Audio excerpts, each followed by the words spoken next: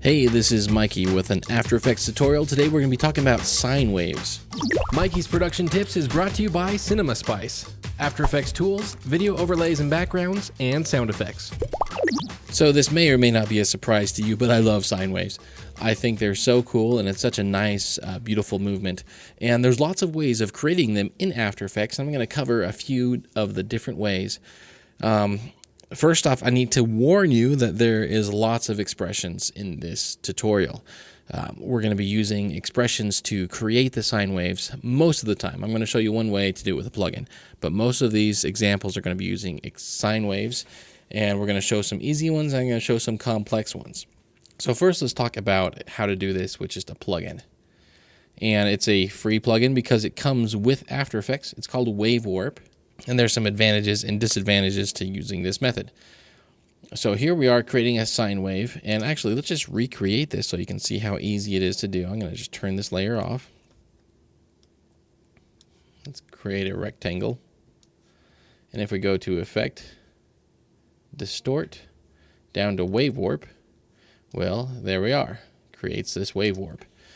But like the name, it says warp, it's actually warping things. It's not shifting them. You can see this square still has sharp, flat edges, even though it's waved. So that's one of the disadvantages. Is it's just an effect. And as you can see, as I change the height, it's really starting to distort this, where it's real thick on the sides and it gets thin and kind of thicker there. And so that's it. It's not actually shifting the edges, it's just distorting it and scaling it. But you have all sorts of different models of sine waves. You can do square waves, triangles. So really kind of a cool thing that way. And there's some, you can change the direction, which you can't change. The direction is easy on other methods. So there's some cool stuff you can do with the wave warp, but again, it's warping it. But this is a quick way of doing things. So most of the time, this might be a way of doing it. All right, so that's the plugin. Now we've got three different ways of using expressions. So the first one is using layer index. And so just to show you what it looks like, we have this centipede caterpillar type thing. And let's go ahead and kind of redo that. And I've got the sine wave expression up here. So Math.sin, and in parentheses is where you're going to put the movement, right? How it animates. And that's based off of time, because time is constantly moving, so that's what gives it the animation. Times S. S is your speed. So the higher this number, the faster it's going to go. Plus index. And what index is every layer in your timeline has its own index. So this top one, index 1, 2, 3, 4, and they all have a number. And so this expression just reads that number. And so as I put this plus index times frequency in here, what it does is it's able to change this sine wave equation so it's slightly different for each layer. And that's what creates this wave. And then you times all that by amplitude. So I'm going to delete all these and let's just start over from scratch and show you how it works. Let's get the ellipse tool. Okay. And we're going to want to put this on the position so that it actually can physically move up and down. So in the position, we're going to add an expression, and something that we need to do differently. We can't just use this expression and copy and paste it in there, because this spits out one number. And position, you can see, is an X and Y. It's got two numbers. And so we got to adjust things for two numbers. So what I'm going to do is I'm going to first write how I want this to output. So value, where it's currently at, the current value, plus inside of square brackets, let's just do X, comma, Y.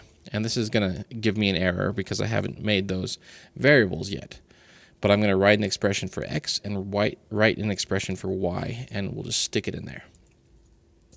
Okay, so X, this is the left and right, equals, remember that index is a different number for each one, so we want it to shift over every time we have a new layer. So index, and we'll times this by how far we want it to shift over. So let's say 100 pixels. And with a semicolon, and then for Y, we're going to use this sine wave expression, Math.sin, and inside of the parentheses, time, and we're going to times it by the speed. Let's give it a speed of 5 plus index, and times that by the frequency. And with frequency, the lower the number, the wider the wave, the higher the number, the more waves you have in there. And let's just actually not times by anything. We'll just keep it at index of 1, and then we'll times that by the amplitude, let's say 100 again, and with a semicolon, and there we go. Now it's moving up and down, but this position is all based off of index. So we have index for X and index for Y. So as we change the index, it's going to create a wave, and they're all going to move. So let's go ahead and say we want these to be closer together, right? So let's change the X to 50. That means they're not going to shift over as far. And then this index, let's divide that by 2. And then they're closer together, more like a chain.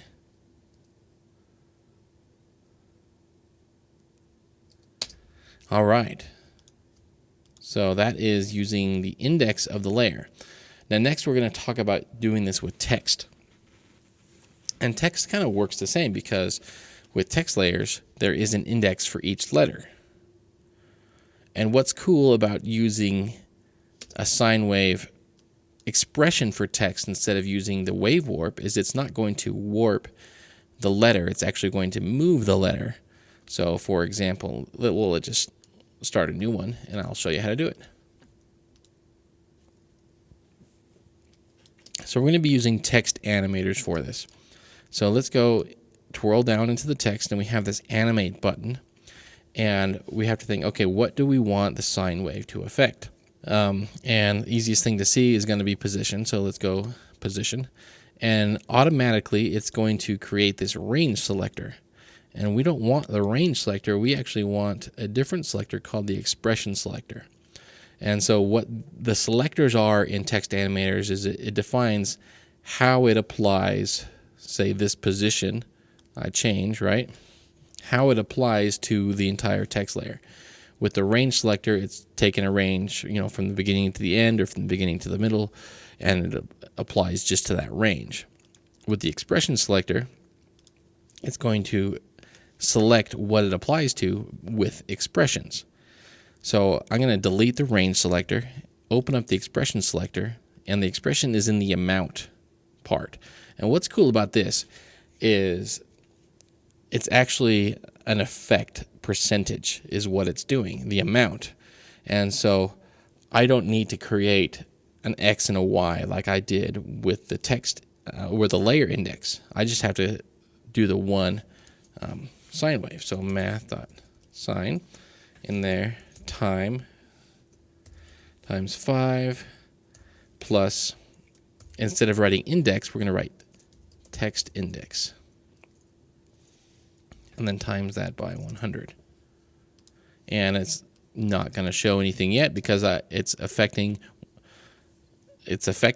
this position, and I don't have any movements on it. But I can move that position, and you can see now we've got a sine wave. And again, this isn't warping. This is actually physically moving each letter in a wave pattern. And what's really cool about this is, again, I can do that, or I can move it horizontally. And we've got kind of this kind of a wave going on, which is really cool. Or we can add scale to this. And we've got this kind of a thing. Or any of these properties we can add to it. We can add a blur.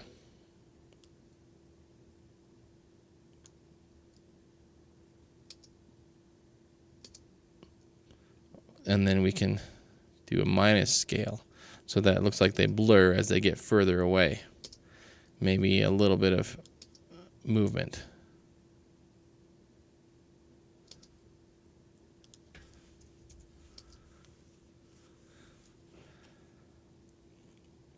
All right. Now there's one more thing I want to add to this, because you'll see here as it loops, this is a 7-second long composition, and it doesn't loop perfectly. Once it gets to the end, it's jarring and it cuts back.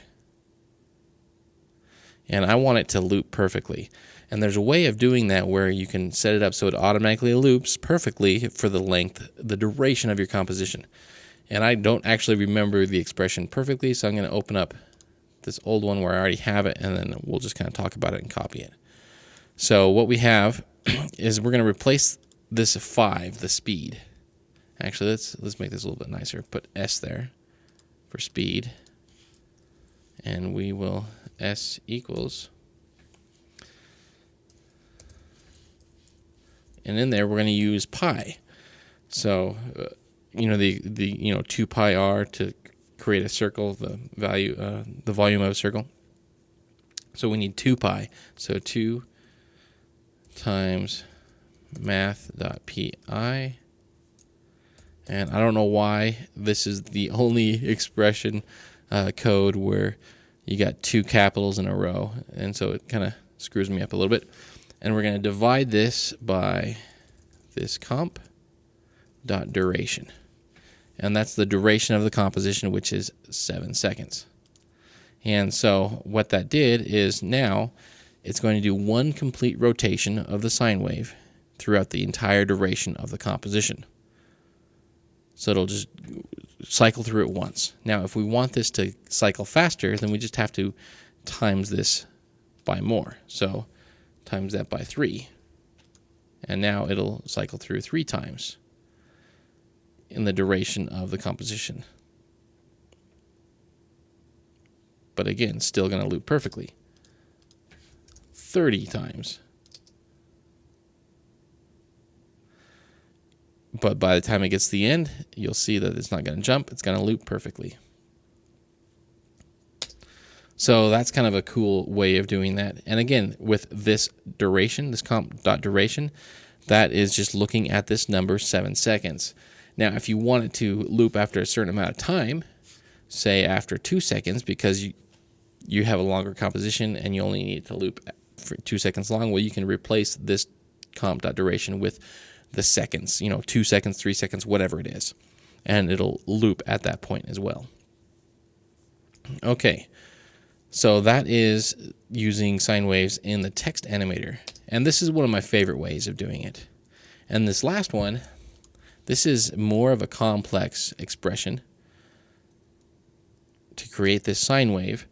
So we're not going to rewrite the whole thing, but we're going to analyze it. And again, these expressions, I'm going to have links to where you can copy them. Sometimes YouTube doesn't allow me to copy the whole expression code into the description good. It'll say certain characters aren't allowed. I think it's like curly brackets aren't allowed. And so I have to link to them somewhere else. But there'll be a link to where you can get these expressions. And let's take a look at this. Now, what's cool about this is actually redrawing the shape. You can see it's got that shape in there. And you can see the expression here. It looks a lot bigger than the other ones, but most of that is just declaring variables.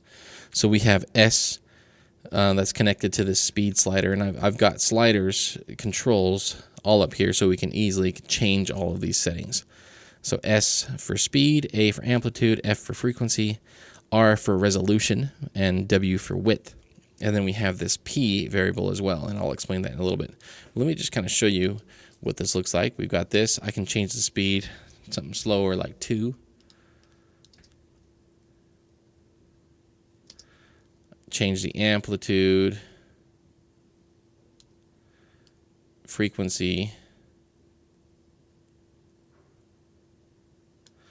and this looks a little bit funny because I've got rounded corners on it. And if I take the rounded corners effector off, you can see it actually has these sharp corners. And that's because my resolution is set kind of low.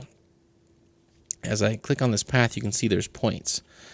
And this expression will write points, and it just draws a straight line between the points. And so the more points you have, the more it's going to look curved but it's also going to take longer to render this out. So right now there's only 14 points through this whole thing. So let's set this to like 150, and you can see all of these points here. It really changes the resolution, and it makes it look a lot smoother and nicer.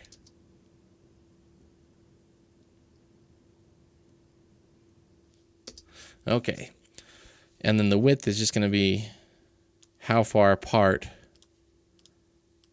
these points are from each other, right? It changes. Let's bring that resolution down. See, and when you bring it down to 50, it's starting to get a little jagged, but I can turn on the round corners and it smooths it out. So it's kind of the best of both worlds. It's going to render faster, but it's still going to look smooth. All right, so let's take a look at this expression. And I've got a loop in this, and if you've never done loops, it may be a little bit scary, but I'll kind of explain how it works. And first thing, we have P equals square brackets with nothing in it. And that's how you declare an array. An array is a group of numbers as a variable. Instead of just a single number, it's multiple numbers. So, like an array could be 1, 2, or 2, 3. It could also be multiple arrays within that array. So I can have like 2, 3, 4, 5, something like that is also an array. And this is how the points, path points work, is it needs a x and a y value for each point along the path. And so we're going to write those points using this loop. But first, we need to have it be empty. And so in this for loop, it's going to run this code until a certain point. And so first it declares a new variable I, and this variable is just for this loop. It's not really used anywhere else. So for, in parentheses, I equals 0, so it's declaring the variable I, and it's equal to 0. And then it says, as long as I is less than R, and R is my resolution, then add 1 to it and run the code. So I++ is going to add 1 to it. So it increments, so it goes from 0 to 1 to 2 to 3 all the way. And then it runs this code right here. And then since R is less than, or since I is less than R, it's going to go back and do it again, and it's going to increment it again. And it'll just keep on doing that, incrementing it one time until R is no longer greater than I. So it creates this loop. And with I being different every time, first it's 0, then it's 1, then 2, then 3, that acts like index that we did in the other expressions. So it works really great. So the expression that is going to run, the bit of code, it's called push. And in push, you have this parenthesis here and all the way at the end. And it's going to push all of this stuff inside the parentheses into this variable that we created that is now empty. And you can see it is a square bracket, and we've got this first part, which is your x, and this second part, which is your y. And this is the same math. So this is very similar to the index layer Sine. So we have w divided by r, which is your width divided by resolution, times that by I, which is your index, and that's going to create how many points go across. And then for the y, we have the Math.sin, and inside we have time times speed plus I divided by the frequency, which for this it's resolution divided by frequency.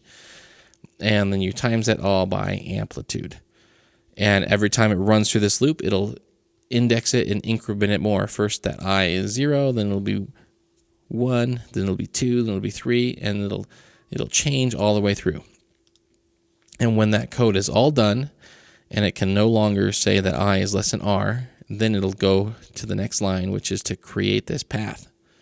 And that path is using all those points that it just made for the path point. And then this is your different handles and stuff that I'm just going to leave blank because we don't need them. And then false is whether or not it's a closed shape. And I don't want it closed. I don't want, the end and the beginning to connect with the line. Well, I can show you what that looks like. If we just write true, see, then it connects a line. So we'll have it false. And that's how you are creating this path, rewriting it using this for loop and a sine wave. Really kind of a cool thing. And again, we have all these controls. It's all on a single layer, so I can turn this into a preset if I wanted to. And it creates this really cool sine wave. Plus, since it is a shape, I have all of the same controls of these effectors. I can go in and I can add a repeater to it. Or,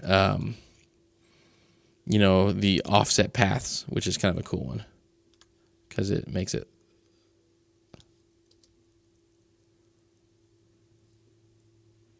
kind of this kind of effect, which is cool. All right, so that is the tutorial about sine waves.